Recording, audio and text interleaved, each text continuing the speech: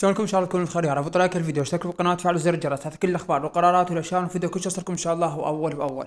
طبعا الانواع الجويه من يوم امس حذرت، والان قبل دقائق كذلك من على جريده صباح العراقيه والصفحه الرسميه للانواع الجويه حذرت مره اخرى، قالت هذه موجه البرد اللي هسه احنا فيها انه بدات تخف تدريجيا، لكن بعد هذه موجه البرد راح انه خلال الفتره القادمه والايام القادمه والساعات القادمه راح تجينا الثلوج الدوره وكذلك الامطار. اما قالت خلال هذه الليله اللي هسه احنا بيها اللي هي اليوم الخميس 19/12/2024، قالت راح تستمر الامطار لمده 24 ساعه، يعني الامطار راح تصير خلال يوم كامل في محافظات مختلفه من العراق، وراح انه كذلك هم تهتم تدريجيا الى ان تشمل المحافظات كليتها، لكن الامطار راح تستمر لاكثر من 24 ساعه مستمره. خلال هذه الفتره اللي هسه راح تجينا راح تكون هناك امطار، هناك ثلوج، هناك هذه الامور كلها راح تحدث بها، وخاصه من هذه الليله ويوم غدا الجمعه وبعد غدا السبت والى اخره. المهم طبعا تقول حاله جويه تستمر 24 ساعه، واكيد هذا يعتبر تحذير من الانواع الجويه، وانه